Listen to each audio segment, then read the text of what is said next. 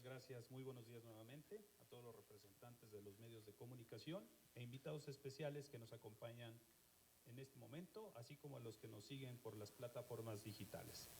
El Instituto para la Economía y la Paz les da la más cordial bienvenida a esta conferencia de prensa en donde se presentarán los resultados de la 9ª edición del Índice de Paz México. Para dar inicio a nuestro evento y conocer los detalles de este reporte, me complace presentar al maestro Carlos Juárez Cruz, quien es director en México del Instituto para la Economía y la Paz, así como a las dos panelistas que la acompañan, Sandra Ley y Cristina Burgos. Me permito leer la semblanza de cada uno.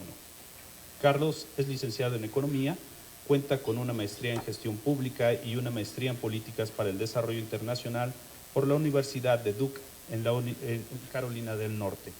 Ha sido asesor en Desarrollo Económico y Finanzas Públicas y Transparencia para varios gobiernos locales en México. Además, ha sido catedrático y cuenta con conocimientos en finanzas corporativas. Desde el año 2017, es director en México del Instituto para la Economía y la Paz. Sandra Ley es profesora investigadora de la División de Estudios Políticos del Centro de Investigación y Docencia Económica CIDE, donde también coordina el Programa para el Desarrollo para el Estudio de la Violencia. Sandra obtuvo su doctorado en Ciencia Política de la Universidad de Duke en 2014 e hizo una instancia de postdoctorado en el Kellogg Institute for International Studies de la Universidad de Notre Dame. Se especializa en temas de violencia criminal y comportamiento político. Junto con Guillermo Trejo, profesor de la Universidad de Notre Dame, es coautora del libro Votos, Drogas y Violencia, la lógica política de las guerras criminales en México, publicado en inglés por el Cambridge University Press, y eso fue en 2020, y en español se publicó por Debate en el año 2022. La doctora en Derecho Penal, Cristina Burgos García, es licenciada en Derecho por el ITAM, especialista en Derecho Penal por la UNAM, con estudios de maestría en Seguridad Nacional, Psicoterapia Psicoanalítica y doctorado en Desarrollo Humano. La doctora Cristina también es capacitadora y consultora en institutos de estudios judiciales, fiscalías y gobiernos locales, en temas de derechos humanos y paz, desaparición y búsqueda de personas, feminicidios y violencia de género. En el ámbito gubernamental, trabajó en el Consejo de Seguridad Nacional, en la Procuraduría General de la República, en las Fiscalías Especializadas para la Atención de Delitos Electorales y en el Centro de Investigación y Seguridad Nacional, CISEN. Les comentamos que posterior a la conferencia, a la presentación de este índice, vamos a abrir una sesión de preguntas y respuestas para los medios que se encuentran en este recinto, así como a quienes nos están siguiendo por las plataformas digitales. Le doy la palabra a Carlos Juárez. Sí. Muchas gracias, Alberto. Bienvenidas, bienvenidos todos. Es un gusto estar nuevamente en formato presencial. Llevábamos 2 años presentando el Índice de Paz de forma virtual. Ahora estamos haciéndolo de manera híbrida, con nosotros aquí en el salón. Estamos transmitiendo a algunos medios fuera de la ciudad vía Zoom y al público en general vía Facebook. Así que saludamos a todos, agradecemos su presencia, su interés. Para mí es un honor estar hoy acompañado de 2 amigas, que además de ser amigas muy queridas, son profesionales que admiro muchísimo, son 2 personas brillantes. Y les decía ahora que me siento muy bien acompañado, muy bien respaldado. De veras que es un lujo tenerlas hoy en este panel. El formato de hoy, lo que estamos planeando para hoy es que Sandra nos ayude haciendo una apertura, comentando algunos de los temas que ella investiga. Después Cristina hará algunos comentarios en el mismo sentido, en los temas de Cristina. Presentaré muy brevemente un intento de resumen del índice de paz que estamos publicando hoy, con muchos datos, muchas cifras, muchas tendencias. Y finalmente, nuevamente, Sandra y Cristina reaccionaremos a los comentarios y a las cifras del índice de paz. Pues sin más, les agradezco nuevamente su presencia y cedo la palabra a Sandra Ley. Muchas gracias, Carlos. Buenos días a todas y todos. Aprecio mucho la oportunidad de acompañar tan importante presentación del Índice de Paz, que año tras año nos permite entender mejor las transformaciones que tiene la violencia en el país. Y gracias a Carlos por su liderazgo y confianza para ser parte de este foro. y la insistencia de unirme tras haberlo intentado por años y por cuestiones fuera de nuestro control no haberlo logrado antes. Quisiera empezar con una reflexión sobre la violencia criminal y lo que creo que serán puntos pueden abonar a entender un poco mejor esta presentación que hará Carlos en unos minutos. Uno de los puntos fundamentales del índice de paz es cómo captura la violencia criminal, que en el caso de México es principalmente resultado de la actividad del crimen organizado, el cual debemos tener muy claro busca un monopolio territorial y por lo tanto sigue una lógica local. Y justamente una gran ventaja que tiene el índice de paz es que nos permite ver una enorme variación subnacional de esta actividad en el país. En las últimas 2 a 3 décadas, el crimen organizado ha tenido una enorme transformación, evolución, y en ese sentido, hoy por hoy, nuestras mediciones no pueden centrarse exclusivamente en medir homicidios. Como se ha documentado en diversos estudios, el crimen organizado ha desarrollado lo que llamamos regímenes de gobernanza criminal, mediante los cuales se establecen controles políticos, económicos y sociales. Y este es un fenómeno sumamente complejo, difícil de medir, pero tan solo recordemos elementos que tenemos muy tangibles en nuestro día a día de manera muy desafortunada, con crimen organizado incidiendo en procesos electorales, atacando de manera directa a políticos y candidatos, el control en los precios de productos agrícolas, ¿no?, como el aguacate que vimos hace algunos meses, el control de flujos de información y organización de comunidades más afectadas por la violencia, la provisión de bienes y servicios en las localidades que controlan, entre otras manifestaciones. Y es bien importante que hoy el índice de paz nos ayuda a abrir un poco de esta conversación y de estas mediciones. Quisiera enfatizar que esta violencia criminal tiene una lógica política, y si bien a diferencia de grupos paramilitares o guerrilleros donde encontramos ciertas tendencias ideológicas, la diferencia es que el crimen organizado no tienen esta tendencia política o ideológica, pero sí tienen un interés en la política misma. Y permítanme compartirles 3 puntos importantes, ¿no?, al respecto, a partir de una investigación con Guillermo Trejo, profesor de la Universidad de Notre Dame, y que me parece son relevantes para entender hoy en dónde están, podemos interpretar y dónde están parados estos hallazgos que nos compartirá Carlos en unos minutos. Primero, la alternancia partidista tiene un efecto positivo en la violencia criminal debido a que sacude de manera profunda las redes de protección a partir de las cuales se sustentan los grupos criminales. Y la llegada de un nuevo partido en el poder amenaza esas redes y abre oportunidades para nuevos grupos para poder incurrir en territorios, ¿no?, de estos nuevos gobiernos. Y esta es una tendencia que venimos observando desde mediados de los 90 y que sigue hasta la fecha. El contexto de polarización también, segundo punto, que surgió en México desde el 2006, pero que se ha agudizado en los últimos años y más aún en la administración actual federal, ha afectado de manera profunda el funcionamiento objetivo del aparato de seguridad, de justicia, incluidas las Fuerzas Armadas y Fiscalías. Y hemos observado cómo se puede llegar a utilizar políticamente a estas instituciones de tal manera que la violencia, de acuerdo con nuestra investigación lo que revela, se termina conteniendo solamente para algunos que son aliados políticos, mientras que se expande para aquellos que son, ¿no?, de la oposición, particularmente en regiones que son controlados por los enemigos políticos, como ocurrió entre la izquierda y la derecha bajo la administración calderonista. Y el resultado es una ineficaz contención de la violencia solo para algunos y para otros, por el contrario, una expansión de esta violencia. Y eso es algo que que se repite hoy por hoy en este contexto de polarización política que vivimos.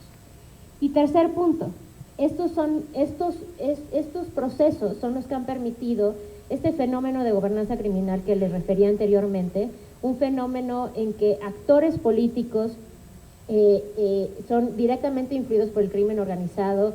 Este es un proceso que vemos desde el 2006, pero que entre 2006 y 2012, la violencia que vivimos en estos años, ahora la vemos acumulada en tan solo los últimos 3 años, ¿no? Y esto particularmente está ocurriendo a nivel municipal, en donde vemos, ¿no?, a actores políticos convirtiéndose en víctimas del crimen organizado y dejando en total vulnerabilidad a la democracia local, que esa debería ser nuestra principal preocupación de cómo se está transformando la manera de hacer política en el país.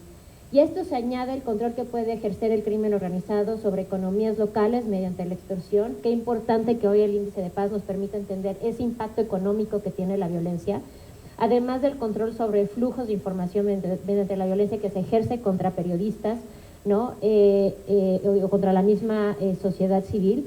Y hemos tenido ciertas caras un poco más amables de la gobernanza criminal, como lo que vimos durante la pandemia con la distribución de despensas, bienes, servicios, y pensamos que puede haber, ¿no?, como un lado más benevolente del crimen organizado, pero no debemos equivocarnos. Con ello viene una enorme coacción, una amenaza. La distribución de estos recursos solamente está sujeta a ciertos comportamientos y lealtades por parte de esta población civil que está totalmente vulnerable. Y que terminan por destruir el capital social donde opera el crimen organizado. En todo esto, lo que vemos en estos fenómenos de la lógica política de la violencia criminal es que terminamos apostando por políticas que siguen siendo ineficaces, como es el caso de el gasto militar, los procesos de militarización, que Carlos hablará de manera más profunda también en ello, y su uso político tiene consecuencias muy importantes para la violencia y lleva a un crecimiento sesgado de la violencia, como ya decía, pero también es en detrimento de las propias víctimas, a quienes deberíamos estar volteando a ver principalmente en cuanto a sus necesidades presentes y futuras, y poco nos detenemos a pensar en ello, me parece. En un trabajo que he desarrollado con mis coautoras, encontramos que la priorización del gasto social es fundamental para la atención y demanda puntual que tienen las víctimas de la violencia, que enfrentan nuevos retos en su día a día para la cobertura de necesidades fundamentales, que enfrentan tras una experiencia de victimización desde la pérdida y redirección de su ingreso principal hasta afecciones de salud.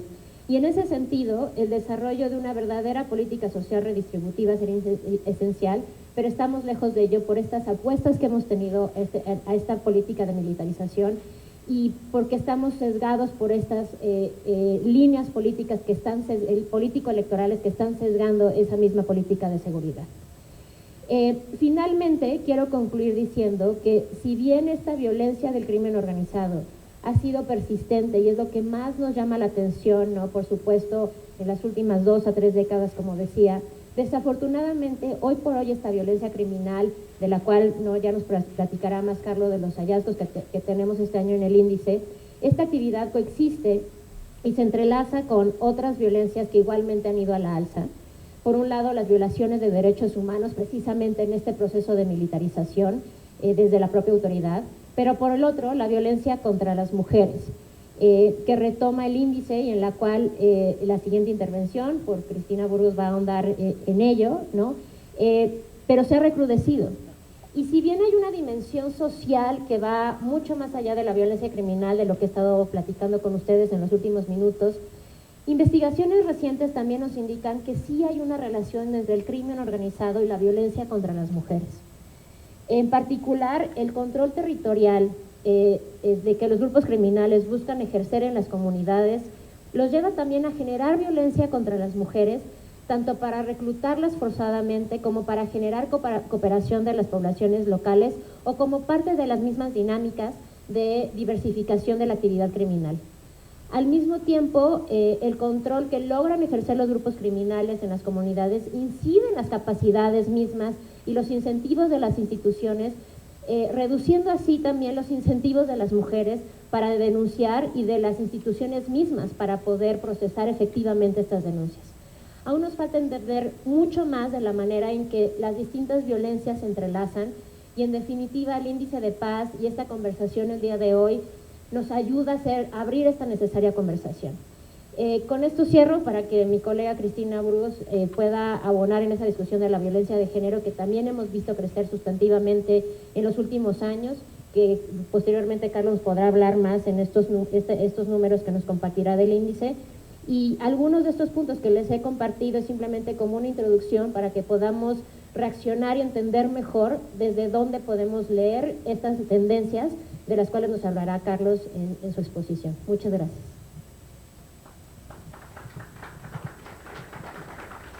Gracias, Sandra. Cedo la palabra a Cristina Burgos. Adelante.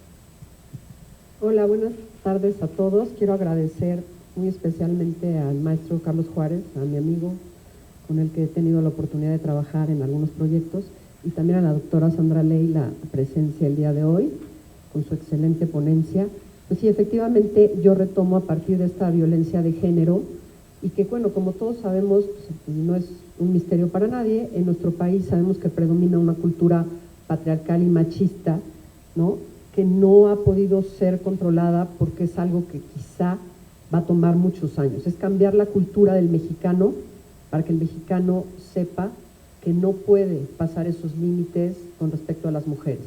A pregunta expresa a una fiscal de feminicidios en Chihuahua, le contesté: ¿por qué, si usted es la fiscal, si usted llegó ahí por medio de la sociedad civil, si ¿no?, se aplican las alertas Amber, el protocolo ALBA en Chihuahua, por qué sigue habiendo esta violencia contra las mujeres en Ciudad Juárez, por ejemplo, o en Chihuahua? La fiscal se quedó callada y me dijo: me parece que es un tema cultural que no puede ser modificado de un día a otro. Entonces, por ese lado lo que vemos es desapariciones de mujeres, de niñas, de adolescentes, que muchas de las ocasiones aparecen muertas, ¿no?, en claros feminicidios. Estos asesinatos de mujeres por razones de género están aumentando, como sucedió el año 2021, que se registra la cifra más alta de 1,004 feminicidios, de acuerdo con cifras del Secretariado Ejecutivo del Sistema Nacional de Seguridad Pública, desde que comenzaron los registros en 2015, porque no tenemos registros antes de 2015. Los registros del Secretariado empiezan en 2015, por eso esta cifra es la más alta en 2021. Habrá que ver qué sucede en 2022. Esta crisis de violencia contra las mujeres, el problema es que se ve agravada con la impunidad, debido a que las fiscalías encargadas de investigar estos delitos, desde mi punto de vista, no han podido cumplir con su obligación de realizar investigaciones exhaustivas y profesionales. Inclusive llegan a darse omisiones que afectan llegar a la verdad, o filtraciones a los medios que construyen una versión pública de los hechos que muchas veces no se corresponde con quizá lo que las autoridades han investigado. Todo esto que estoy relatando no es más que el caso de Bani Escobar, donde para la ciudadanía todavía hay muchos cuestionamientos sobre realmente qué sucedió.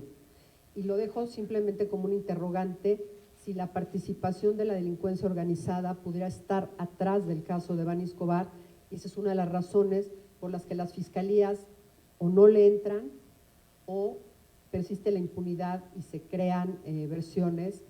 Muchos creen que las versiones son creadas por los propios medios, no me queda claro que sea así, pero lo que es muy claro es que no está la versión, quizá no se ha podido llegar a la verdad histórica de lo que sucedió en el caso de Bani. Recientemente, el ministro presidente de la Suprema Corte de Justicia, Arturo Saldívar, ha señalado que los feminicidios ocurren debido a que las fiscalías no están logrando investigarlos adecuadamente, lo que manda un mensaje de impunidad a los perpetradores.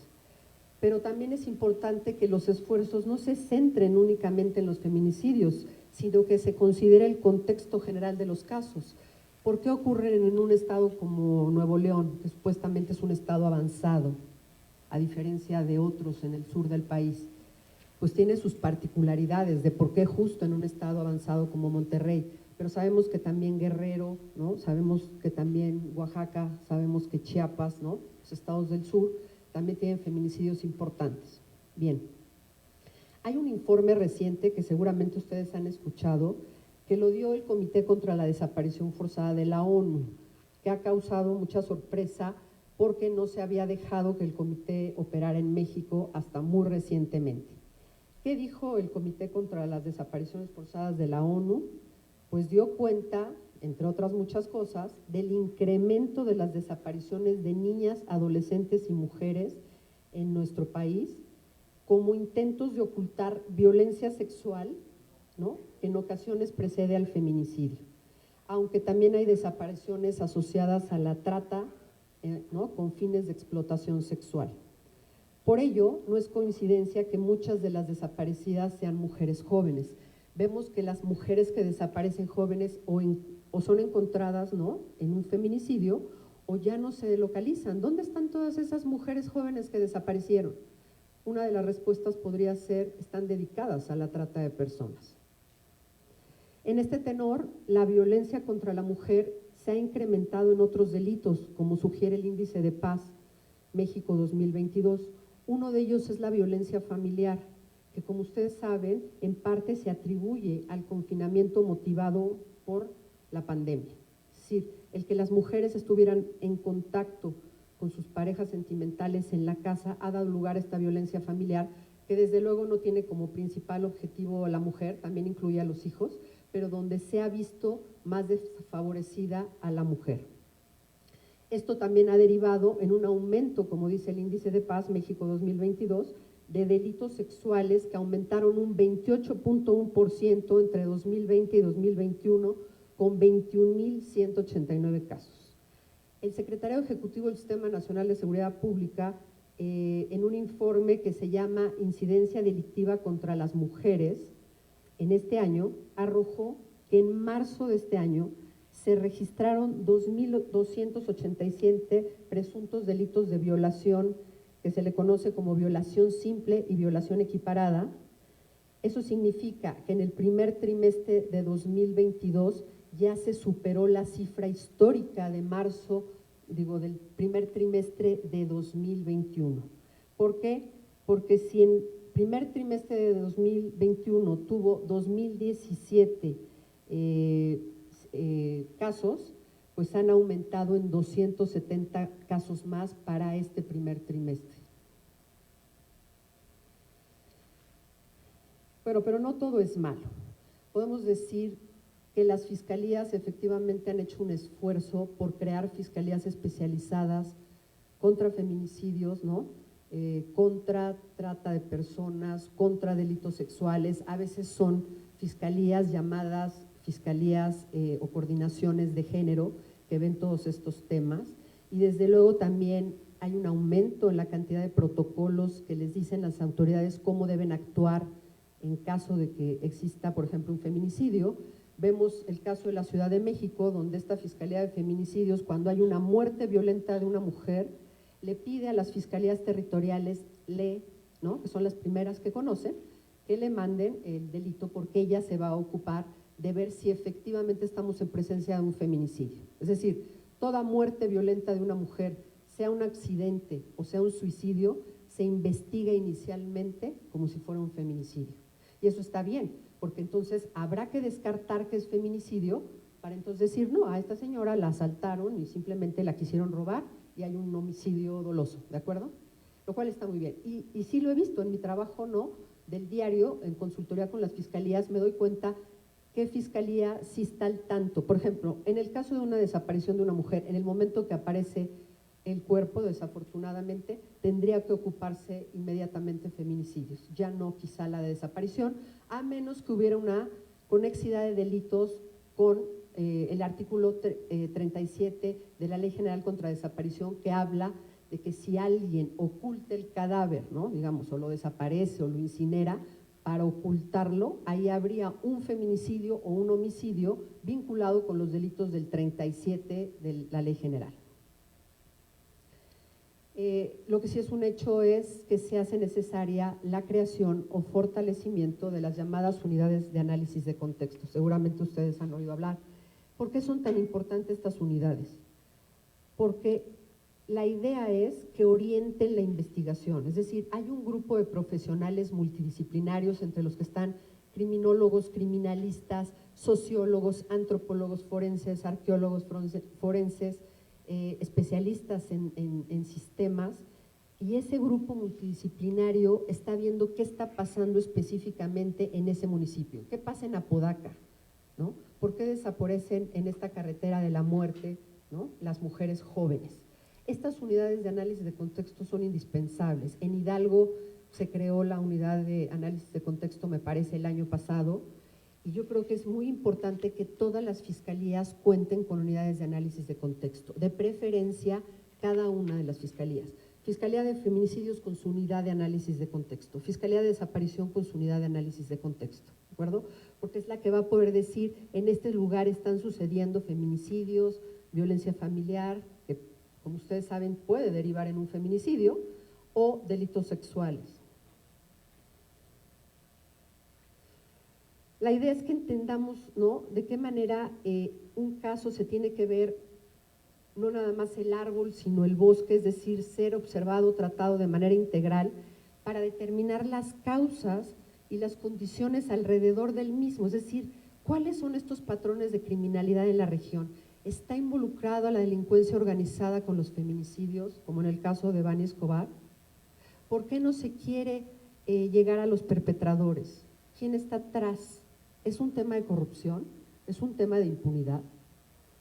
¿Cuáles son las características de las víctimas directas o indirectas? ¿Son jóvenes entre 13 y 18 años las que desaparecen?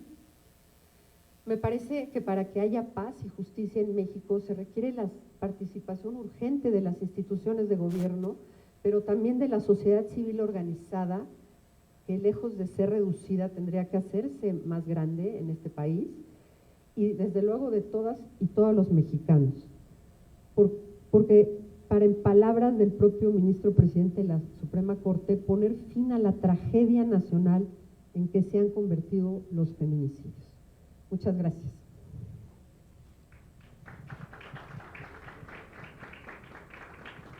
Muchas gracias, Cristina. Sí es terrible el panorama que nos pintan y que pintamos, pero creo que comprometernos con la comprensión de estos fenómenos tiene que ser el primer paso para ir entendiendo frente a qué estamos. La otra opción, que es de lo que ya hemos visto mucho, la otra opción es hacer política pública, hacer intervenciones a partir de la intuición, de la anécdota o del a mí se me hace que esto o aquello. Entonces, aunque en verdad es una tragedia lo que está pasando en nuestro país, necesitamos comprender, necesitamos analizar a profundidad los fenómenos. Yo pues les agradezco a ambas. Voy a permitirme ahora pasar una presentación con los resultados que complementan este panorama que estamos hoy lanzando con el Índice de Paz México. Aclaro que este índice lo podemos descargar del sitio web, lo vamos a compartir más adelante, ahorita están en pantalla también los diferentes sitios donde se puede descargar este reporte, es gratuito, está en inglés, está en español, y además el Instituto para la Economía y la Paz tiene muchísimos otros informes sobre terrorismo, la paz global, ahora con el conflicto Rusia-Ucrania hay un análisis muy breve, pero hay mucha información al respecto. Bueno, ahí está. Para quienes no conozcan al Instituto para la Economía y la Paz, somos un centro de investigación global, estamos fundados y basados en Sydney, Australia, y hacemos métricas sobre el tema de paz. En el campo de estudio de la paz hay un vacío sobre métricas, sobre análisis basados en evidencia y sobre datos duros acerca de la paz. Nosotros estamos tratando de contribuir a ocupar estos espacios y a proveer algunos indicadores. Además, medimos el impacto económico de la violencia, cómo la violencia distorsiona el comportamiento económico. Vamos a ver un poco más de eso adelante. Ya les decía que la oficina central está en Sydney, en Australia, pero tenemos oficinas internacionales en Bruselas, en La Haya, en Nueva York, recientemente en Zimbabue y en la Ciudad de México. Esta es la 9ª edición del Índice de Paz. Llevamos 9 años haciendo este estudio para nuestro país. Clasificamos las 32 entidades. Tenemos 5 indicadores principales que a la vez tienen algunos subindicadores. En total son 12 subindicadores que van analizando de manera más integral el nivel de paz en los estados y en el país. Me atrevería a decir que este es el análisis integral sobre la paz más completo, no solo en su tipo, digamos, el instituto provee esta mirada integral. Es lo que yo quisiera hoy que ustedes se lleven, un panorama de las diferentes violencias que vive el país y qué caminos nos llevarían hacia la paz o qué factores van construyendo la paz. Pero además yo agregaría que de las 9 ediciones del Índice de Paz, en mi opinión, esta es la más robusta y la que integra más las diferentes violencias. Medimos, por una parte, la paz negativa, que es básicamente la seguridad pública, la violencia directa, la ausencia de violencia directa. Medimos paz positiva, que son los factores que en el largo plazo garantizan la paz, Es decir, los elementos estructurales, culturales, institucionales y las actitudes también, la forma en que nos relacionamos, tiene que ver con la paz positiva en México. Y finalmente, lo que ya mencionaba, cómo la violencia impacta a nuestra economía. Con esto tratamos de aportar investigación, aportar evidencia, aportar algunos análisis que nos permitan mejorar la calidad de nuestras políticas públicas, que permitan mejorar también las estrategias implementadas desde la sociedad civil y que algunos sectores, como el sector privado, tomen mejores decisiones o decisiones más informadas.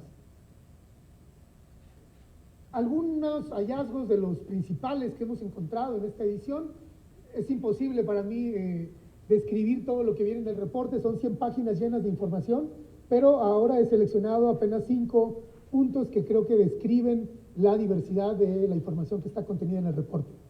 Vemos, como ya mencionaba Sandra, que la delincuencia organizada sigue siendo el principal impulsor de la violencia y de la victimización en nuestro país. Los homicidios por segundo año consecutivo disminuyeron, no lo suficiente para cantar victoria o para alegrarnos. Los homicidios en el último año bajaron 4%, pero en el sentido contrario, pero además los homicidios se mantienen en un nivel históricamente alto. No, por más que bajen 5, 10 por 4, 10%, los homicidios siguen estando alarmantemente altos en nuestro país. No es normal las tasas de homicidios que tenemos. El año pasado hubo más de 34,000 homicidios en nuestro país. En contraste con la baja en homicidios, vemos cómo de 2015 a 2021 la violencia familiar creció 93% y la violencia sexual prácticamente se duplicó, 98%. Hay estados como Colima, Aguascalientes, que tienen tasas de 300, 400% de incremento en la violencia sexual y familiar en los últimos 7 años.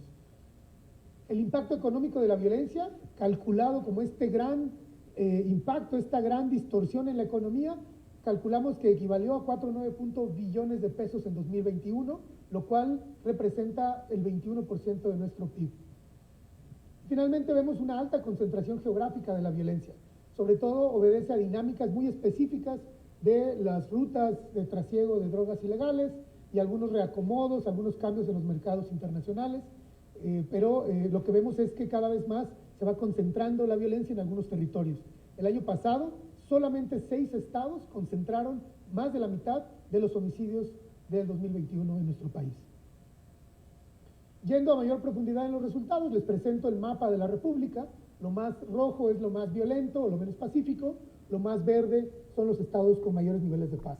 Este año encontramos que hay una concentración en el centro del país de las violencias y también en el norte, sobre todo los estados que tienen frontera con Estados Unidos y por donde cruzan las drogas ilegales como fentanilo, marihuana, cocaína, amapola, etc. Destacamos cada año los estados más pacíficos, los menos pacíficos. Queremos analizar qué es lo que está pasando en los lugares donde hay mayores niveles de paz y también en el sentido contrario, donde hay más violencia. Por 5º año consecutivo, Yucatán se mantiene como el estado más pacífico, con los niveles de violencia más bajos, Tlaxcala, Chiapas, Campeche e Hidalgo en el 5º lugar. Al ser un índice comparativo, relativo, pues no quiere decir que estos estados no tienen nada que hacer en materia de construcción de paz. Por supuesto que hay muchos desafíos para estos estados, pero pues son los que se distinguen del resto de la República como los más pacíficos. En el fondo de la tabla, por 3er año consecutivo, Baja California ocupa la última posición, Zacatecas con un agravamiento de la violencia también, Colima, que han tenido Zacatecas y Colima las tasas más altas de homicidio en el país, Guanajuato y Sonora. Estos 5 estados tienen algunos factores en común, como una alta presencia y actividad de la delincuencia organizada, una alta disponibilidad de armas de fuego y, por tanto, además de altos niveles de homicidios, los homicidios que se cometen con armas de fuego son especialmente altos. Aquí están los 5 indicadores que mencionaba al principio. Estos son los 5 principales indicadores del índice de paz. Medimos en el índice delitos con violencia, y hay una subcategorización de ellos. Tenemos robo, asalto, violencia familiar y violencia sexual. Es el indicador que más se deterioró en el último año, sobre todo por estos incrementos en violencia sexual y familiar. Los crímenes de la delincuencia organizada, medimos 5 principales actividades de delincuencia organizada. En este caso, el indicador empeoró. por un crecimiento del narcomenudeo y las extorsiones en el país. Medimos cárcel sin sentencia a propósito de lo que mencionaba Cristina sobre el uso de la prisión preventiva. ¿Cuántas personas están en prisión? Pero no sabemos si son inocentes o culpables porque no han recibido una sentencia. Medimos el homicidio, que mejoró 4%, y los delitos cometidos con armas de fuego, sobre todo robo a mano armada y homicidio con arma de fuego, que también mejoró en el último año. Acá podemos ver un poco la tendencia de lo que les platicaba sobre la concentración de la violencia en algunos estados. Paradójicamente, mientras que más estados han mejorado sus niveles de paz, es el segundo año desde 2016 que más estados mejoran de los que empeoran. Tenemos 23 estados que mejoraron sus indicadores y solamente 9 que empeoraron. Sin embargo, pareciera que los efectos se contrarrestaron por la alta concentración de la violencia en estos estados que empeoraron. Les mencionaba los 6 estados que concentran la mitad de los homicidios del país: Guanajuato, Estado de México, Baja California, Chihuahua, Jalisco y Michoacán. Esto hace que vayan contrarrestándose los efectos positivos y negativos en el país. Al final, en este contraste de aumentos y de mejoras y de caídas en los indicadores, la paz, el indicador de la paz en general arroja una mejora muy mínima, marginal, del 0.2% que mejoró la paz en el país.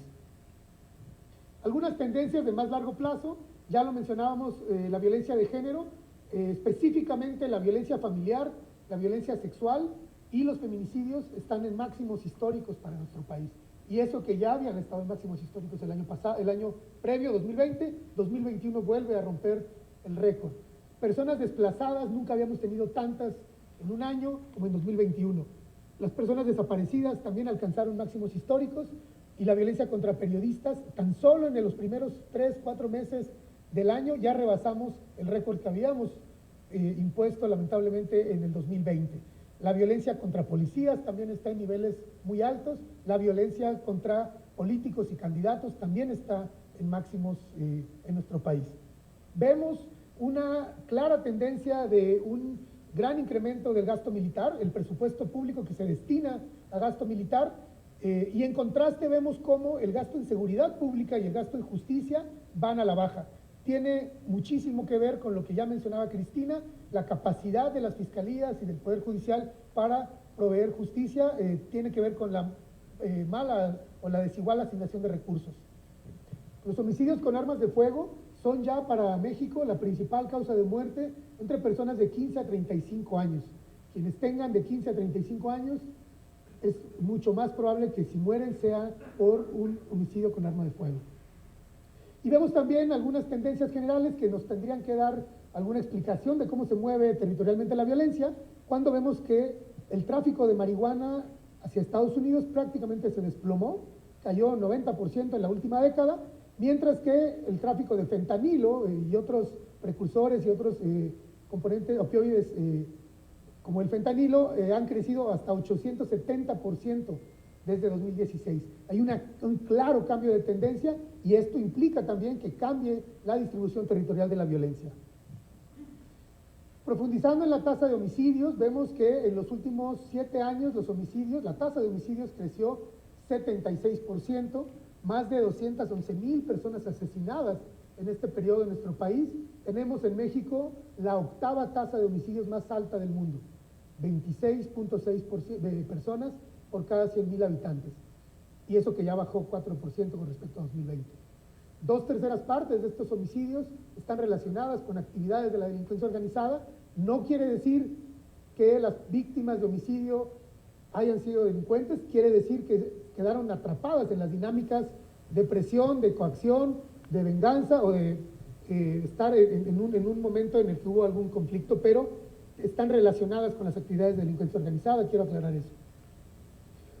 El otro indicador de delincuencia organizada, aquí está cómo se desagrega en 4 subindicadores. Medimos narcomenudeo y extorsión, que han venido a la alza, como pueden ver en el gráfico, y otros delitos mayores de alto impacto y secuestro, sobre todo secuestro y trata de personas, han venido a la baja, a pesar de que hemos visto algunos picos muy claros, sobre todo que tienen que ver con la trata de personas, específicamente contra migrantes que vienen de Centroamérica y que son masivamente capturados y extorsionados, secuestrados y muchos de ellos se califica como trata de personas también.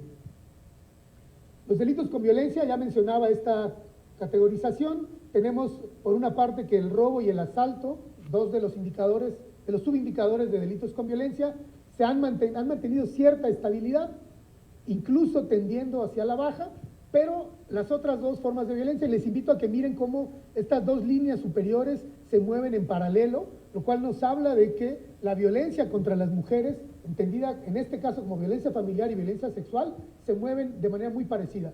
No todos los eventos de violencia familiar y violencia sexual terminan en feminicidio, pero sí sabemos que muchos de los feminicidios tienen raíces en unas manifestaciones de violencia sexual y de violencia familiar. No es casual que se muevan así. En el último año solamente la violencia sexual creció 24% y la violencia familiar 14%. Sabemos que hay raíces culturales de estas violencias, que hay elementos estructurales, que hay elementos educativos, que tienen que ver con las masculinidades, pero también sabemos que en el corto plazo los escandalosos niveles de impunidad que vivimos en México alimentan, alientan y permiten que estas violencias sigan creciendo contra las mujeres. Finalmente, el indicador de cárcel sin sentencia. Ahora hemos visto que los medios han dado mayor cobertura al uso de la prisión preventiva a partir de esta visita del ministro Saldívar al penal de mujeres. Nosotros llevamos 9 años midiendo este indicador. Lo que hacemos es medir la cantidad de personas que están en prisión sin haber recibido una sentencia como proporción del número de delitos con violencia que se cometieron en ese año. Y esto nos da una medida indirecta de la capacidad del sistema de justicia para proveer o para dictar sentencias y ser efectivos. Vemos cómo en 2020 ya había una tendencia a la baja en este indicador de menos personas en cárcel, que tuvo que ver sobre todo con el cierre parcial de algunas instancias del Poder Judicial, pero sobre todo con la ampliación del catálogo de delitos que ameritan prisión preventiva. Se aumentaron el número de delitos por los que se puede invocar la prisión preventiva oficiosa, y esto hizo que creciera el número de personas en prisión que no han recibido una sentencia. En 2021 registramos que había 79,000 personas detenidas en el país sin haber recibido una sentencia. Esto es más del 35% de la población carcelaria en el país. Hay aquí, no lo menciona el gráfico, pero hay aquí también un análisis de género que hacer, porque los delitos por los que se mete a prisión a una mujer no son los mismos que para los hombres, y hay ahí cierta distorsión o cierta desventaja en el tema de género que suele ser mucho más grave para las mujeres. En cuanto al valor económico de la paz, ya decía, medimos cómo la violencia y las diferentes manifestaciones de violencia van deteriorando y van lastimando y van afectando la economía en el país. Estimamos que para 2021 este impacto sumó 4.9 billones de pesos, 20.8% del PIB, o en términos per cápita, la violencia nos costó a cada mexicana y mexicano hasta 38,000 pesos a cada uno de nosotros. Lo que vemos es que hay una serie de efectos diferentes que provienen de las violencias. Si hoy es asesinada un joven, como la mayoría de los homicidios suceden, un joven varón de 20 años, se inhibirá el dinamismo económico de la zona, se tendrá que contratar más policías, pagar patrullas, perseguir a los presuntos culpables, investigar, si se capturan ponerlos en prisión, y este es el gasto público solamente. Además habrá algunas afectaciones privadas. Si tenemos un negocio en la zona hay que poner más herrería, cámaras, pagar seguros quienes puedan, tomar algunas medidas de gasto privado, pero además la inversión se inhibe en las zonas, en las ciudades, en el país. Lo sabemos muy bien a partir de las ciudades turísticas, por ejemplo, que son las más sensibles a los fenómenos de violencia, pero además vemos cómo hay un costo de oportunidad. Este joven que hoy perdemos por un asesinato, además de lo más grave, que es el sufrimiento de su familia, la pérdida de talento humano, además, en términos económicos, se pierde una contribución a la economía, en consumo, en productividad, etc. Tratamos de estimarlo, no podemos medir lo más importante, que es el sufrimiento de las víctimas, pero podemos ponerle algunos indicadores al tema económico. Esto nos sirve también para revisar cómo se están tomando las decisiones. Tan solo En el 2021, si sumamos los dos principales componentes de este gráfico, vemos que más del 80% de los efectos de la violencia en la economía tienen que ver con homicidios y con delitos. Es decir, el país reaccionando a la violencia, no previniéndola, no proveyendo justicia, no reparando daños a las víctimas, sino reaccionando simplemente. Cuando hacemos un acercamiento al gasto público y cómo se asignan los recursos a nivel nacional, vemos esta tendencia que ya mencionaba al principio de una creciente asignación de recursos al sector militar. Tan solo desde 2015, en los últimos 7 años, el presupuesto a militares y Fuerzas Armadas creció 31%. No sé si eso sea necesariamente malo, pero cuando vemos cómo esto contrasta con lo que se invierte en el sector de seguridad pública, que cayó la inversión en un 37%, vemos que hay un contraste que nos preocupa. El sistema de justicia también, sus recursos disminuyeron un 7.5% en este mismo periodo. El gráfico es muy claro, mientras las dos líneas verdes y roja vienen a la baja, el gasto militar viene a la alza. Confirmamos esta tendencia negativa cuando comparamos lo que México invierte como proporción de su PIB en seguridad y justicia con respecto al resto del mundo. Los países de la OCDE en promedio invierten el 1.7% de su PIB, mientras que México invierte el 0.6%. Alguien opinará, bueno, es que los países de la OCDE tienen más recursos o más dinero. Pues cuando nos comparamos con países latinoamericanos, el promedio de Latinoamérica es de 1.5%. Sigue siendo más del doble de lo que México invierte. Lo que decimos es que necesitamos invertir más, pero sobre todo necesitamos invertir mejor en seguridad y justicia. Basta ver o basta tener una experiencia en el sector de justicia, en un ministerio público, en un juzgado, tener algún asunto del que hayamos sido víctimas de algún delito para ver cuáles son las fragilidades y las deficiencias del sistema de justicia. Basta mirar, no digo interactuar, mirar a un policía local, municipal o estatal para darnos cuenta de las vulnerabilidades y las deficiencias que sufren estas corporaciones. A eso nos referimos. Bueno, en realidad, con todo este bombardeo, esta lluvia de datos y de cifras y de tendencias, lo que queremos es mostrar cómo estamos en México frente a un conjunto diverso de violencias que están sucediendo simultáneamente y que intuimos, porque no hemos investigado lo suficiente, intuimos que en algunos casos están interconectadas, en algunos otros se miran y en otros tal vez no tengan nada que ver. No estamos todavía claros de cuáles son esas interrelaciones, pero sí sabemos que las violencias, igual que la paz en nuestro país, tiene una naturaleza sistémica y compleja. Lo que sí sabemos es que no son fenómenos simples, que no son fenómenos sencillos, ni son causados por uno o por dos factores, sino que son multidimensionales, multicausales y son complejos.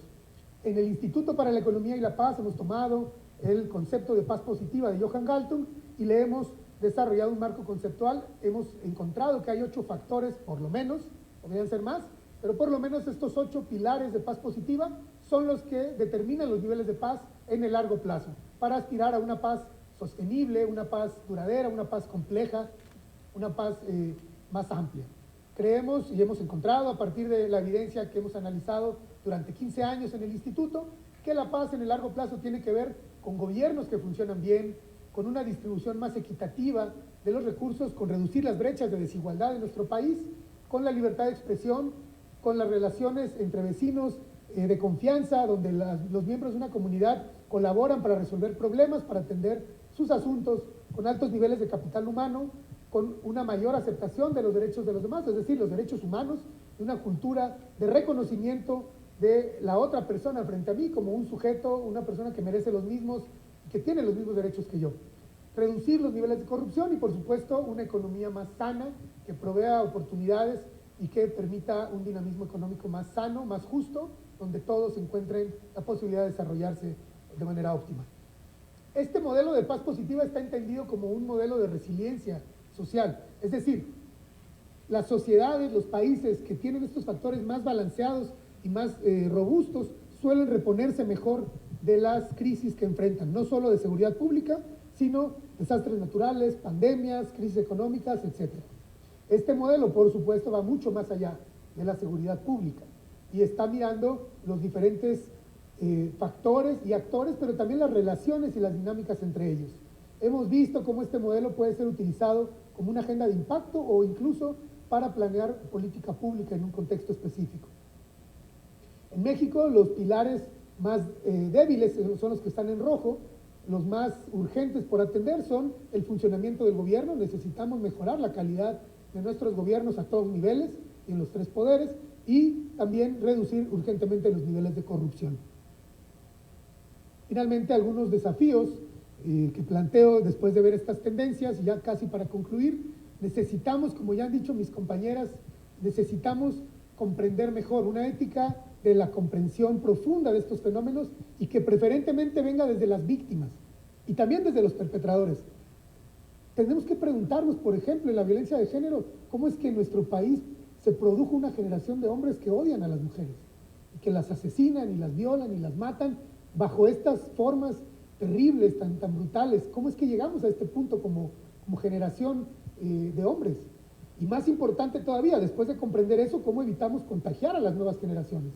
¿Cómo paramos esta cadena de eventos de los que los hombres estamos siendo hoy los principales agresores de otros hombres, de los niños, de las niñas, de las mujeres y de todas las personas a nuestro alrededor? Necesitamos también, a nivel nacional, un mayor y mejor balance de las inversiones, sobre todo recuperar los rezagos en seguridad y en justicia, como ya mencioné.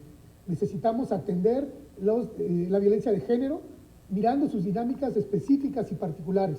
Por ejemplo, en el informe pueden encontrar un análisis del tipo de armas con que se asesina a hombres y mujeres, y vemos que la mayoría de los asesinatos de hombres y mujeres, sobre todo de hombres, son con arma de fuego. Pero cuando hemos visto los casos de feminicidio, vemos que ahí la mayoría de las formas de asesinato, hasta 60%, se cometen con otra arma que no es de fuego. Esto nos habla de, ahí hay algo que investigar, hay algo que preguntarnos, por qué, si hay alguna dinámica específica en este tipo de eventos. Finalmente, es importante convocar a la colaboración intersectorial.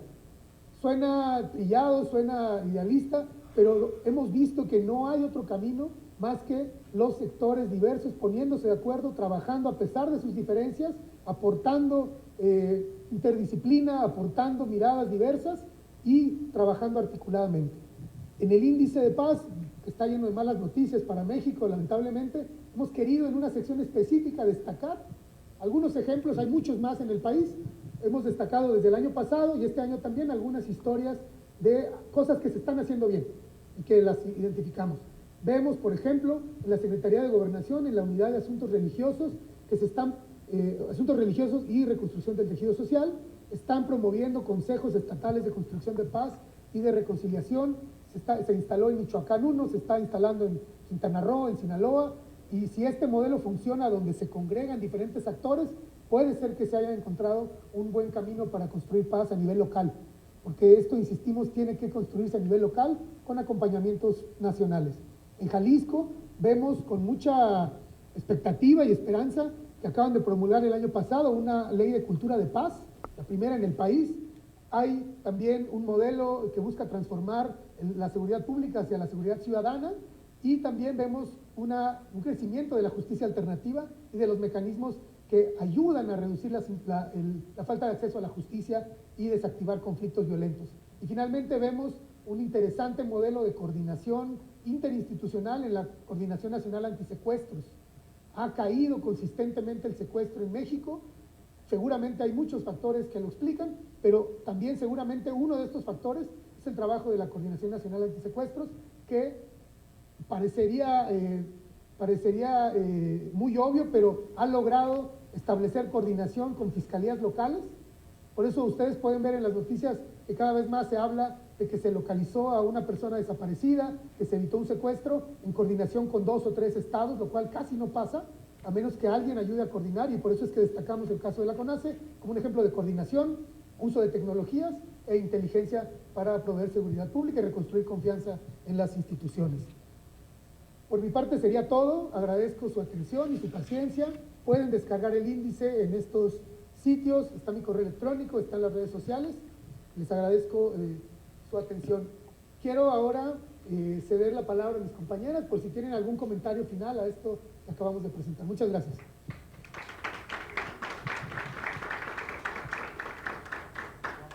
Bueno, primero muchas felicidades, Carlos, a ti, a todo el equipo Índice de Paz México por todo el trabajo detrás de este reporte. Yo quisiera nada más enfatizar 4 puntos. Primero, esta reducción de homicidios, que es un elemento que muchos estudios han enfatizado, y el Índice de Paz reitera la importancia de esta tendencia para el ambiente general de violencia y de paz, pero también rescata, ¿no?, la transformación y la evolución que ha tenido el crimen organizado en el último par de décadas, y la limitación que tenemos de seguirnos guiando solamente por una métrica de homicidios. Como revela el Índice de Paz, tienen esta medición más preciso, ¿no?, de indicadores que, como les decía, nos refieren a este fenómeno de gobernanza criminal, desde los ataques a los actores políticos, la extorsión, la violencia a periodistas y desplazamiento, que qué importante que este sea una oportunidad para adentrarnos en esos indicadores. Otro punto que me parece importante el reporte, las tendencias y cambios en el ranking y perspectivas. Es interesante ver mejoras en el índice para 23 de 32 estados. Notemos, sin embargo, por un lado, como decía Carlos, las mejoras son no marginales por un lado, pero al mismo tiempo en los lugares donde debemos mejoras siguen siendo lugares que tienen experimentan violencia sustantiva, como es Colima, Chihuahua, con una historia larga de presencia criminal, y que esto nos reitera lo complejo que es salir de estos ciclos de violencia. Entre los estados, además, con deterioros, llama la atención en su mayoría, regresando a lo que les compartí anteriormente en mi intervención, son lugares que renovaron gobernadores en el 2021, que, como les decía, son señales de cómo esa alternancia en el poder genera nuevas dinámicas de violencia, abre espacios para el que el crimen organizado no empieza a tratar de recuperar otros espacios. Y eso es algo que debemos prestar atención en lugares como Tamaulipas y Durango, que ahora tienen elecciones de gobernadores y que ahora en el índice aparecen, ¿no?, como han tenido mejoras, pero esto desafortunadamente son tendencias que no necesariamente se mantienen en el largo plazo, como es el caso de Nuevo León, Morelos y Michoacán, que el reporte también reitera, ¿no?, su empeoramiento a lo largo de los años. Y finalmente, 2 puntos más. Reiterar esta tragedia que les decía de la militarización. No es solamente la tragedia de seguir apostando por esa política y del uso político de esta aproximación, sino también lo que significa esta apuesta del gasto militar para no ver a las víctimas y sus necesidades en el ámbito social, en lo que necesitan para poder salir de esas experiencias de victimización profunda que han cambiado radicalmente sus vidas, y que ese gasto en militarización significa que no hay gasto social tanto para atenderlas como para cambiar radicalmente estas condiciones que sustentan la violencia, ¿no? Eso me parece que es muy importante en este análisis que hace el Índice de Paz, de poder entender con más precisión el costo que tiene la violencia de manera directa para las víctimas, pero también de manera general e indirecta para la sociedad en general. Y finalmente, nada más quiero decir, es muy trágico que siempre en el Índice de Paz terminemos hablando más bien de violencia, ¿no? Y que, sin embargo, vale la pena poner atención a lugares marcados por esta paz, de acuerdo con esta métrica, ¿no?, marcados como pacíficos, que igualmente algo nos hablan de procesos de prevención y contención de la violencia, buenas noticias para la paz efectivamente, y Yucatán es uno de esos casos que por años, ¿no?, están como de los más pacíficos. Hay un trabajo que yo he realizado al respecto y que lo que nos reitera en el caso de Yucatán, como para compartirles este hallazgo, y que me da gusto poder tener esta resonancia con el Índice de Paz y poder conectar nuestros distintos trabajos, es que esta relativa calma se debe en gran medida a equilibrios que se han podido alcanzar en la entidad, tanto por la cooperación entre partidos como entre instituciones de seguridad en el Estado, en distintos niveles. Y eso, me parece, otra vez reitera este hallazgo que nos decía Carlos, de la importancia del buen funcionamiento de gobierno y de la cooperación entre partidos y niveles de gobierno. Cosa que desafortunadamente, reitero, en un contexto sumamente polarizado, cada vez se vuelve más difícil de alcanzar, pero que ojalá estos estados en donde se está logrando sean un ejemplo también para pensar, como las iniciativas que compartía Carlos, adentrarnos a las condiciones que los han hecho efectivos. Entonces, de nuevo, muchas gracias por esta conversación y por las oportunidades que nos abre el Índice de Paz. Muchas felicidades y que sigan los éxitos.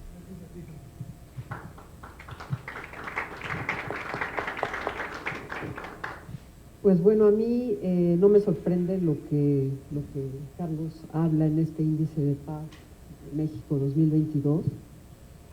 Quizá quiero retomar un poco lo que mi compañera Sandra refiere en el tema de la coordinación. Si yo he visto que algo funciona a nivel, por ejemplo, Fiscalía Especializada en Desaparición y Comisión Local de Búsqueda, ¿no?, es justo la coordinación entre ellos. En los estados donde están coordinadas las autoridades se pueden ver más resultados. Las búsquedas inician desde el primer minuto y se dividen entre las autoridades el trabajo. En lugar de decir, no, es que esto te tocaba a ti y esto a mí, pero yo no puedo hacer eso porque eso te toca a ti. Y de repente lo que vemos es, en días recientes, una reforma a la ley de desaparición donde se crea un Centro Nacional de Identificación Humana. Es decir, como si hubiera una nueva coordinación general de servicios periciales de la Fiscalía, pero que ahora depende de la Comisión Nacional de Búsqueda. Este tipo de señales, desde mi punto de vista confusas, nos hacen pensar, ahora los peritos van a trabajar para la Comisión Nacional de Búsqueda, que no los peritos tendrían que trabajar para las fiscalías. Inclusive esta modificación le da facultades a las personas que trabajen en este centro nacional para poder hacer actos de investigación que le corresponden únicamente al Ministerio Público y a la policía, como es exhumación de cadáveres, intervención de comunicaciones, datos conservados, geolocalizaciones que ustedes saben que son muy importantes a la hora de la desaparición de una persona, sobre todo niñas, mujeres, saber en dónde se registra, ¿no?, su última llamada, su último mensaje, porque eso lo que hace es guiar la búsqueda y poder encontrar a esa mujer en un tiempo en el que podríamos prevenir la comisión del feminicidio, ¿se dan cuenta? Entonces me da esta impresión, ¿no?, como que en lugar de coordinarse se duplican las funciones y yo eso lo veo preocupante. Me parece, como dice Carlos, como dice Sandra, que la coordinación entre autoridades puede hacer la diferencia, pero me parece que en México esto sigue siendo una asignatura pendiente, que no hay coordinación, que es la autoridad lo que quiere es demostrar que ella hizo su trabajo, ¿no?, en detrimento del trabajo del otro, cuando me parece que el trabajo tendría que, para que salir, ser coordinado. Por otro lado, igual destacar esto que decía Carlos de la prisión preventiva oficiosa.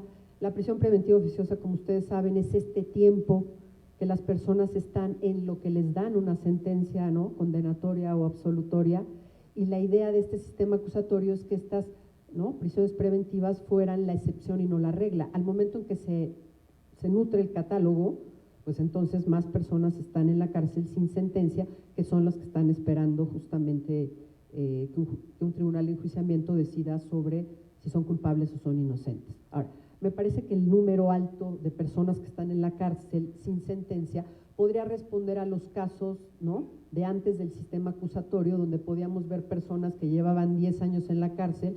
Oiga, pero ¿por qué no le ha dado sentencia? No, pues es que apenas vamos con el procedimiento, ¿no?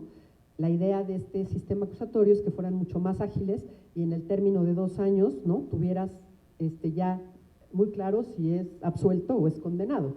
¿Para qué? Pues para no llenar las cárceles. Sabemos que en otros países desaparecen cárceles y en México se requieren nuevas cárceles, ¿no? Ese fenómeno es porque en México se requieren nuevas cárceles y en Europa hay cada vez menos cárceles, digamos, ¿no? Pues en general los datos a mí me parecen muy precisos, me asustan. De repente lo que te llega a ti como consultor es ¿qué puedes hacer ante este escenario? Porque si yo sí he visto trabajo de fiscalías, de comisiones de búsqueda, de fiscalías especializadas, que están creando nuevos protocolos, el caso de Jalisco con el que he trabajado, donde yo he visto la creación de nuevos protocolos, de que hay un interés por parte del gobierno real, ¿no?, de crear instituciones que puedan mejorar el tema de la seguridad y justicia. Sin embargo, sabemos que esto no es con la rapidez que uno quisiera, pero me parece que hay intención de algunos estados por mejorar en estos temas y con mucha tristeza vemos unos que de plano no están haciendo nada. No hay protocolos, no hay fiscalías especializadas, no hay unidades de análisis de contextos y justo ahí en ese tema es apremiante la creación de todas estas, ¿no?, cuestiones para poder avanzar en la disminución de los delitos, ¿no?, de violencia familiar, delitos sexuales, feminicidios, etcétera, que sí creo que son ya no una emergencia nacional, sino, como refiere el ministro presidente, una tragedia nacional. Gracias. Gracias por su atención. Pues muchas gracias. Insisto en agradecer a Cristina y a Sandra por ser tan generosas, compartirnos su conocimiento, su análisis. Agradezco a los asistentes y a las asistentes y abrimos a preguntas y respuestas. Adelante, Alberto, muchas gracias. Abrimos la sesión de preguntas y respuestas. Vamos a dar privilegio a los medios de comunicación. Les vamos a pedir que por favor se identifiquen con nombre y medio. Empezamos acá, David Vicenteño de Grupo Imagen. ¿Qué tal? Gracias, Carlos. Creo que yo he seguido el índice de paz desde la primera edición y la constante ha sido el ¿qué podemos hacer para ir mejorando? El primer índice de paz ya arrojaba un gasto impresionante del PIB, el costo de la violencia. ¿Qué poder hacer? La pregunta es para quien me lo quiera contestar. ¿Qué poder hacer, incluso en el ánimo de la gente, cuando el presidente dice que hay que apoyar también o cuidar también a los delincuentes porque también son seres humanos?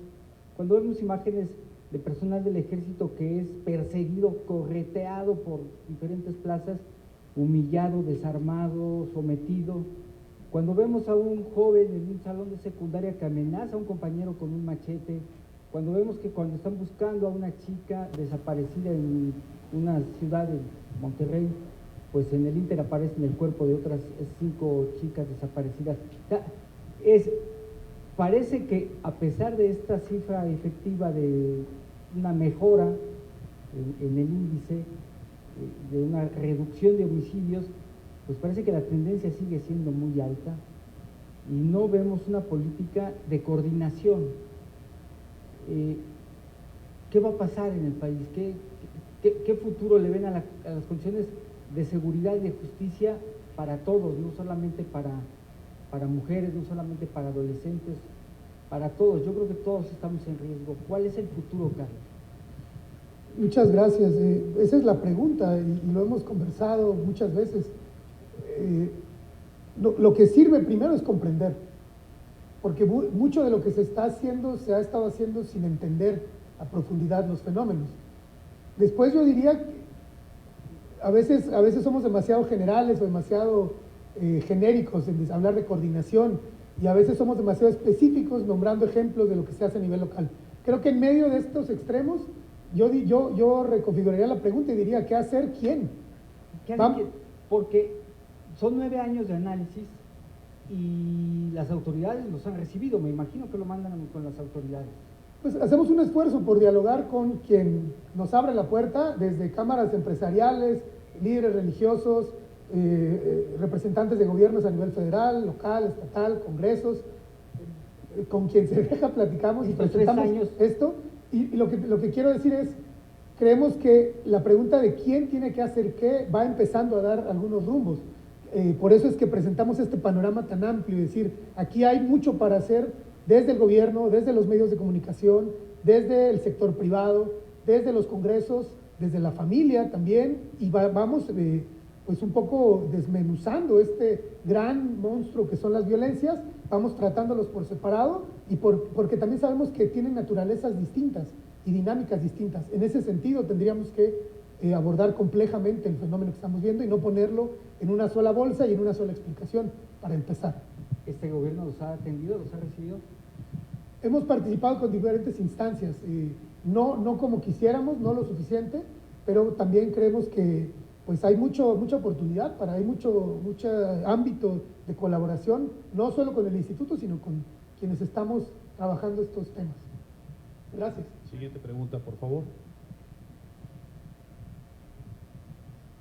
Hola, buenos días, soy Paulina Gómez de CNN.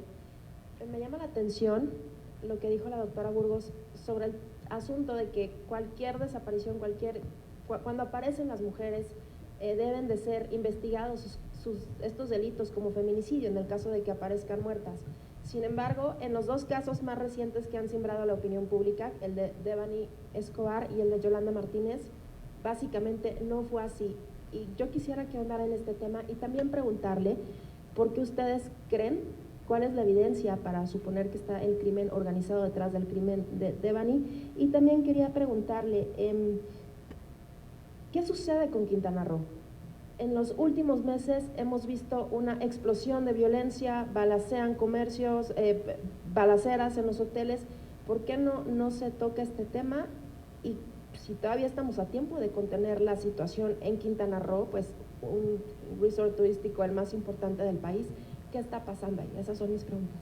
Con respecto a la primera pregunta, no es la desaparición la que genera el protocolo, es ya el feminicidio como tal o la muerte violenta. Es decir, si yo encuentro una mujer que en apariencia se colgó, pues en apariencia parecería que es un suicidio, pero lo que tiene que hacer es feminicidios, la Fiscalía Especializada, investigar y deslindar si se trata de un feminicidio o realmente hubo un suicidio. Esto es a partir del caso, seguramente escuchado por ustedes, Mariana Lima, ¿no?, que justamente se fingió un suicidio, que en realidad era un homicidio por la pareja, ¿sabe? Entonces, cualquier muerte violenta de mujer inicia como feminicidio en lo que se deslinda, porque también sabemos que no todas las muertes violentas de una mujer son un feminicidio, pero específicamente con lo que usted señala, si desaparece una niña o una mujer, se tendrían que aplicar inmediatamente el protocolo Amber en el caso de una mujer o el Amber en el caso de una niña.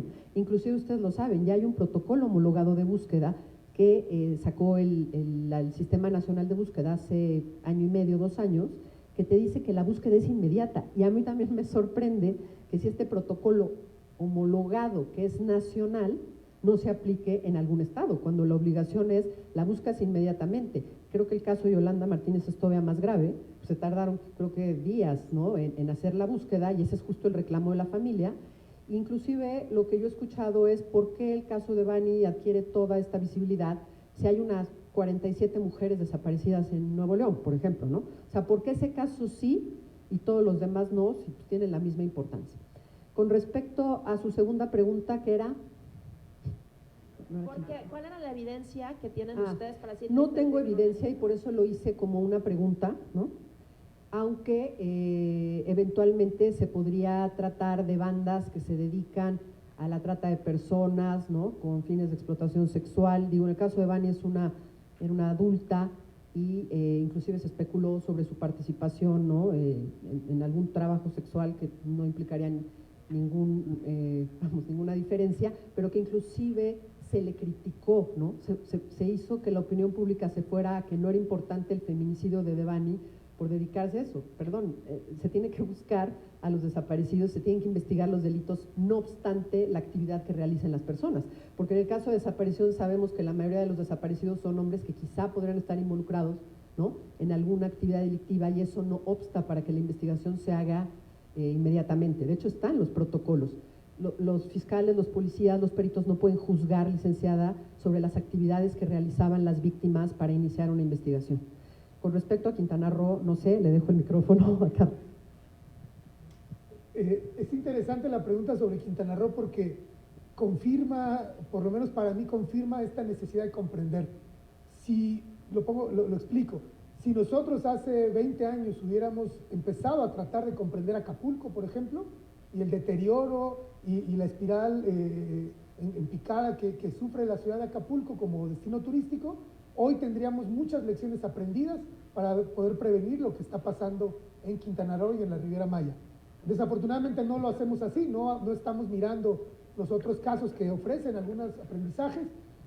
Sí sabemos, por ejemplo, en Acapulco, que primero se descompone lo que no se ve, que primero los gobiernos locales se vuelven deficientes, corruptos, proveen malos servicios públicos, pero como las economías están prosperando, nadie se queja, nadie llama a rendir cuentas, nadie exige mejor calidad de los gobiernos y de los servicios.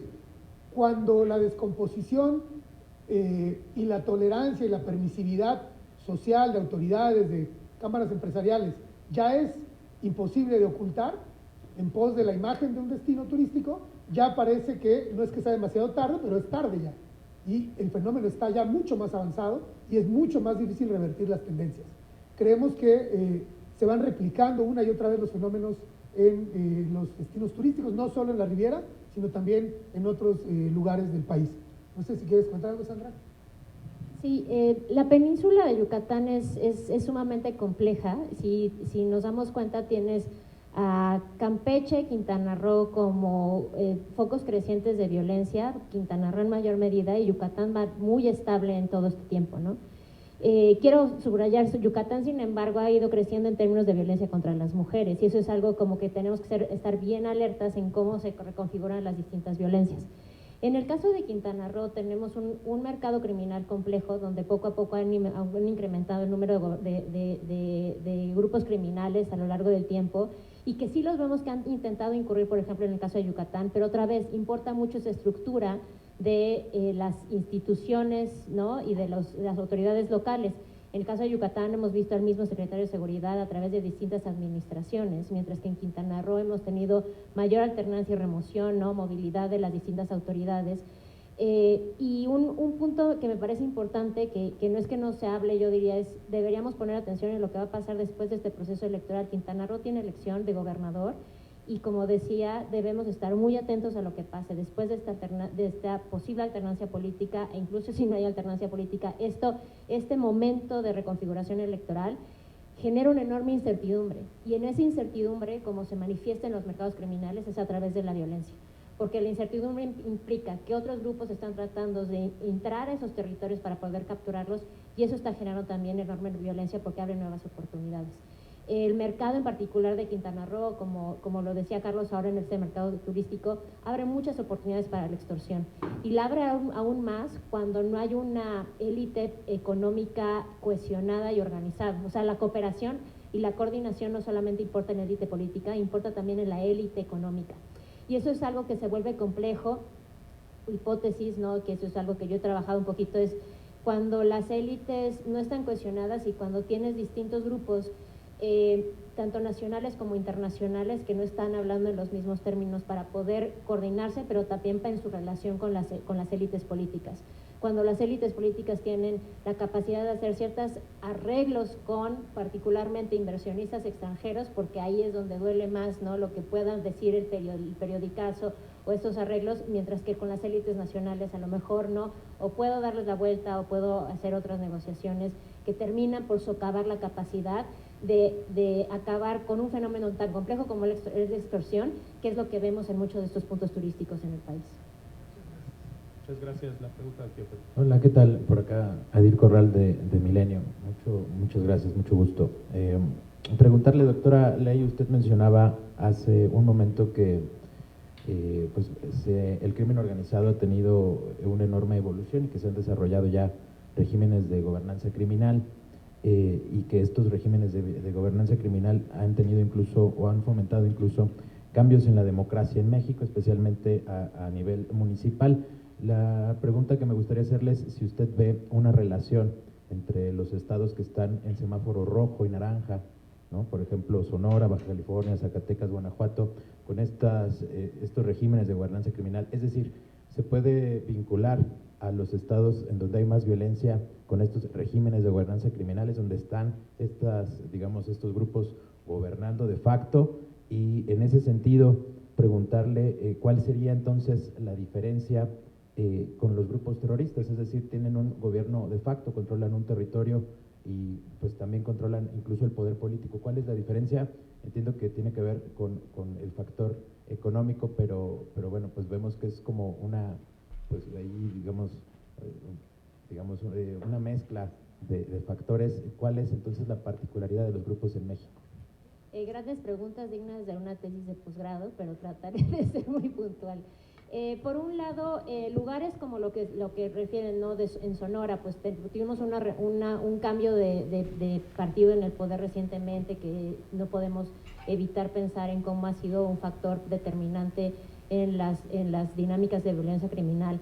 Pero de manera particular la gobernanza criminal se vuelve difícil de poder medir porque no es un fenómeno que podamos ver necesariamente a nivel estado, ¿no? Es a nivel municipal. El crimen organizado tiene una lógica muy local y en ese sentido tenemos que estudiar esta gobernanza criminal a nivel local.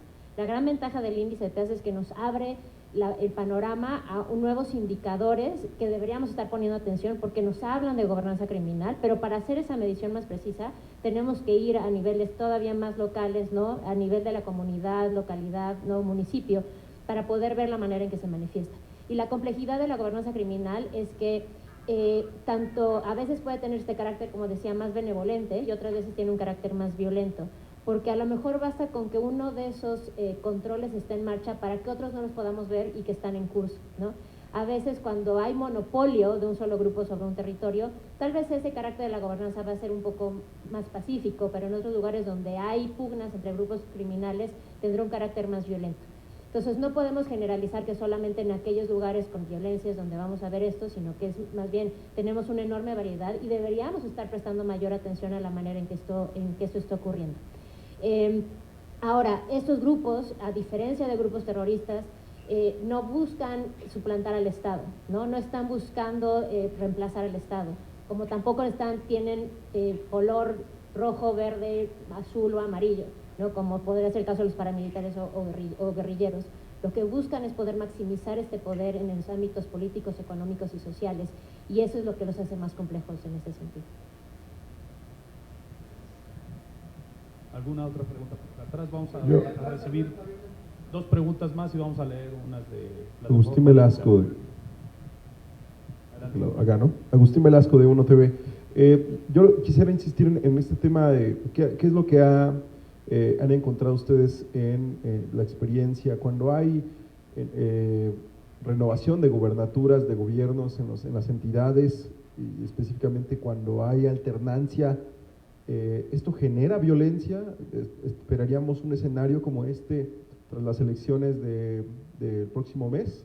Eso, y preguntarles particularmente a cada uno de los 3 su opinión acerca de estos dichos del presidente hace una semana, acerca de que hay que cuidar también a los criminales porque también son seres humanos. Gracias. Bueno, creo que Sandra ya dio una respuesta bastante robusta al respecto de la alternancia y de las dinámicas electorales. Yo complementaría mencionando lo que esta consultora Etelect publica cada año, que es un informe muy interesante sobre violencia política. Y ahí lo que nos revela es que conforme se acercan los periodos electorales, se va agudizando la violencia, en gran medida por lo que explicaba ya Sandra, por los reacomodos y el riesgo de que se deshagan algunos de los acuerdos tácitos o explícitos, pero siempre llegan a equilibrios, y esto nos confirma estos estudios de Telec que conforme se acerca la elección suele agudizarse la violencia.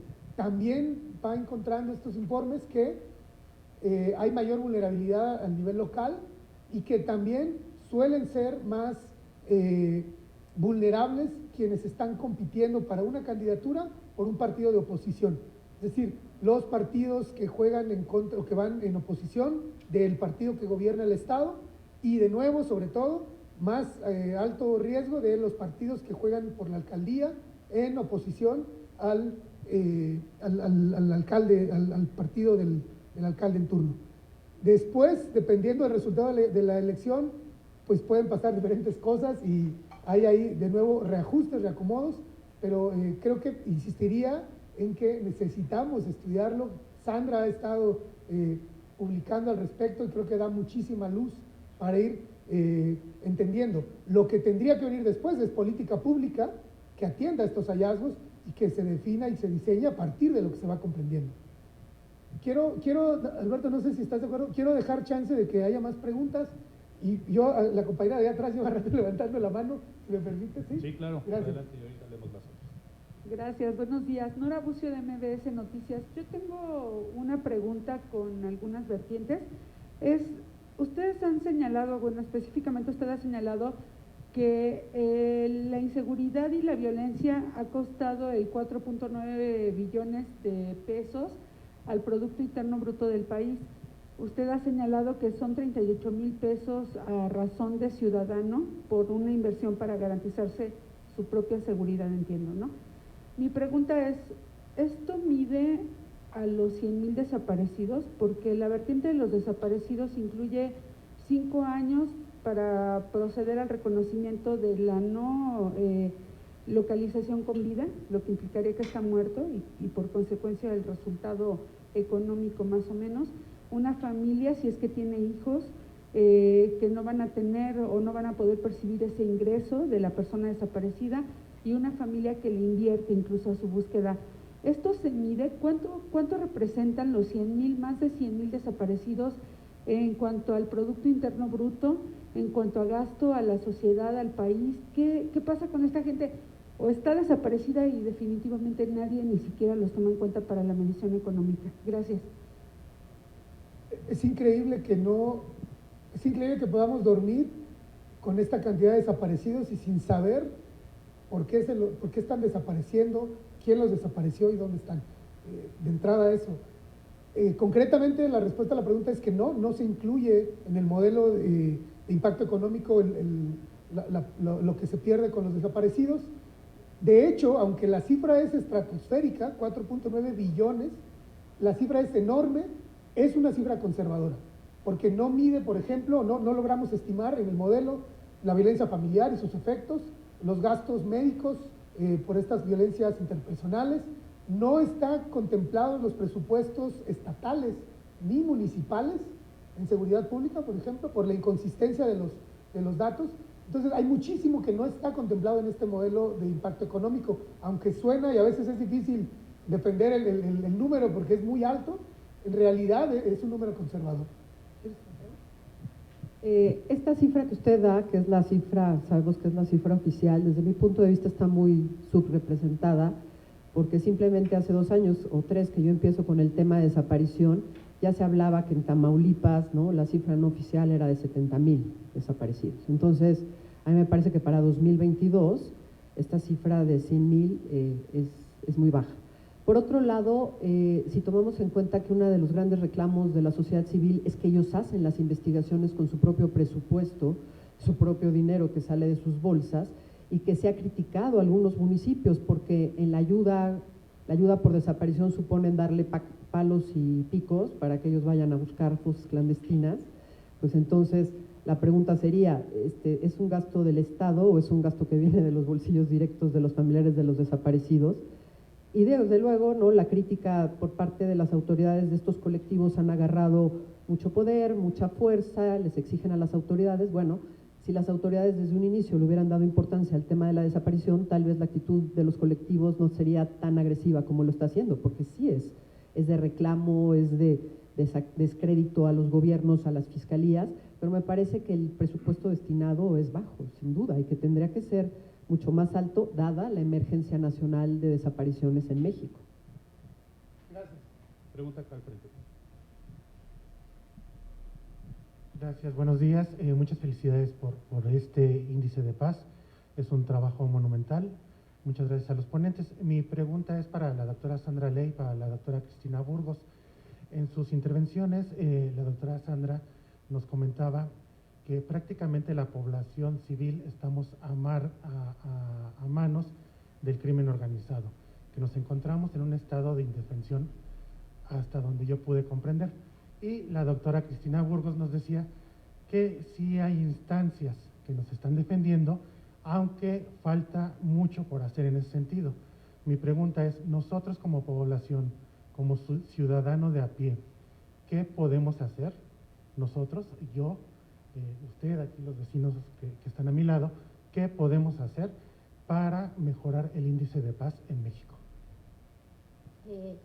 Muchas gracias y por la conciencia social para pensar desde lo personal. Hay una parte que Carlos ha reiterado a lo largo de la exposición, la importancia de, en primer lugar, informarnos y entender, y esa es algo no menor en un país en donde criminalizamos a las víctimas y asumimos que si les pasó algo es porque algo tenían que ver.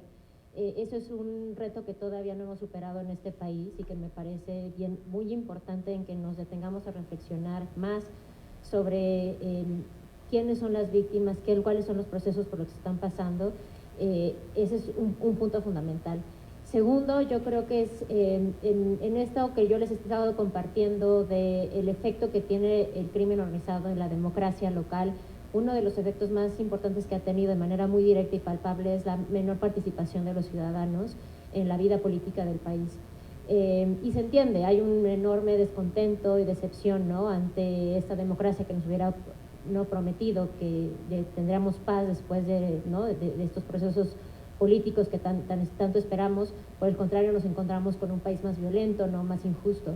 Sin embargo, ojalá no dejemos no olvidemos que la democracia en México se construyó desde abajo y a través del trabajo de ciudadanos que desde el primer momento han vigilado nuestras elecciones, han participado activamente. Y hoy por hoy cada vez lo que vemos es que la violencia está teniendo un efecto negativo en la participación. En el momento en el que conforme esa participación se siga mermando, estamos abriendo todavía más espacios para que el crimen organizado lo pueda capturar.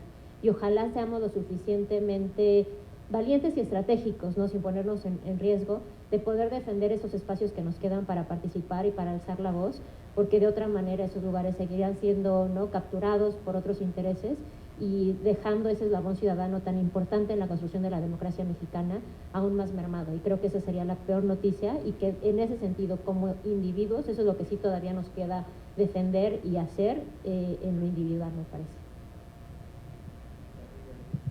Bueno, pues yo veo como una de las soluciones, quizá a mediano o largo plazo, la construcción de un tercer sector, ¿no?, una sociedad civil organizada mucho más fuerte. Pareciera que los mexicanos no intervenimos hasta que tenemos algo que nos afectó de manera directa, ¿no? A veces yo escucho comentarios y le digo, ¿y si usted fuera el que le hubieran matado un hijo, secuestrado un hijo, desaparecido a un hermano, ¿no? Entonces me parece que en realidad somos indiferentes, y me incluyo, a entrarle a los temas que otros países sí tienen, una sociedad civil fuerte, organizada, etcétera. Eso por un lado. El otro lado, yo veo el tema de la educación. Yo soy docente y soy capacitadora, y me parece que en la educación hay un gran elemento para formar jóvenes en este pensamiento de involúcrate con tu país, qué está pasando, lee las noticias, como dice la licenciada. O sea, no se puede no leer lo que está pasando en México. Yo creo que hay que incentivar a los jóvenes a que estén primero informados y en segundo lugar que quieran participar. Yo creo que también ha habido por lo menos en el tema de violencia contra las mujeres, estas marchas que se generan, ¿no?, el 8 de marzo, que sí atraen a una gran cantidad de jóvenes que están reclamando, a pesar de no haber sufrido quizá en carne propia un delito, el tema de la violencia de género. Y también con sorpresa me he dado cuenta que hay jóvenes que dicen, ¿y por qué a mí no me dejan participar? Yo también quiero, como hombre, como joven, participo de la no violencia contra las mujeres, lo cual es un cambio de mentalidad hacia una masculinidad nueva, que me parece que está increíble, que los jóvenes ya digan, tratar bien a las mujeres es correcto y está bien. Es decir, me parece que el cambio pasa por la educación, pero ese es un cambio quizá a mediano o a largo plazo. Pero bueno, esta sociedad civil fuerte que se construya, que quiera participar y que desde luego haya los espacios, porque pareciera que justamente no el que se haga, que se desaparezcan organizaciones de la sociedad civil, pues no está ayudando en este momento en este país a que haya más organizaciones que obviamente sabemos que son financiadas a veces por extranjeros, ante la falta de financiamiento que viene de parte de México, cuando es la voz crítica hacia la sociedad. A mí me parece muy sano que haya voces que critican al gobierno justamente para hacerlo mejor. Gracias. 3 últimas preguntas de plataformas de redes sociales. La primera viene de Puebla. Nos pregunta que Puebla está en el lugar 11 a nivel nacional en feminicidios y si ven ustedes una relación en el incremento de este delito con el robo de huachicol. La segunda pregunta, los 5 indicadores presentados, ¿en cuál de ellos destaca Yucatán para alcanzar el primer lugar en el índice de paz? Y la última pregunta es, ¿cuáles son los 3 estados con el mayor incremento de violencia familiar?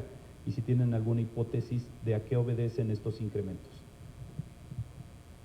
Pues grandes preguntas. No sabemos si hay al menos yo no tengo evidencia de que en Puebla haya una relación de feminicidios con huachicol. Sí sabemos, y es una constante, que cuando hay estructuras criminales que logran ciertos niveles de impunidad y reciben después presiones para inhibir su actividad económica, en este caso el huachicol, los grupos organizados de delincuencia van buscando alternativas de diversificación en sus actividades criminales. Eso sí lo hemos visto, podría haber alguna respuesta ahí, pero no lo sabemos. Sobre la violencia familiar, los estados que tienen peores tasas son, en el último periodo de 7 años y también en el último año, son Colima, Aguascalientes y Nuevo León. Están en los últimos 5 lugares y es curioso porque algunos de estos estados no tienen una crisis grave como Aguascalientes de violencia directa, pero parecería que a veces esta cierta estabilidad o esta cierta paz negativa va enmascarando otras violencias que suceden en los ámbitos interpersonales. No sé si quieren agregar algo al respecto. De la última pregunta solamente, Carlos, de los 5 indicadores presentados, ¿en cuáles destacó Yucatán para alcanzar el primer lugar de paz? En todos, tiene tasas bajísimas de homicidio, tiene tasas bajísimas de robo con violencia, sin violencia, y lo que mencionaba Sandra coincide también con nuestros datos. Si algún indicador, aunque no está en los más graves, si algún indicador se ha ido deteriorando, es el de la violencia familiar.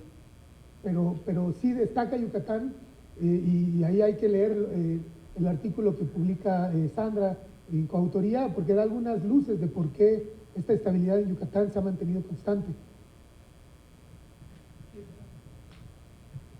Pues muchas gracias. Entonces queremos darles a todos las gracias por habernos acompañado y también gracias a nuestros panelistas. Que todos tengan muy buen día.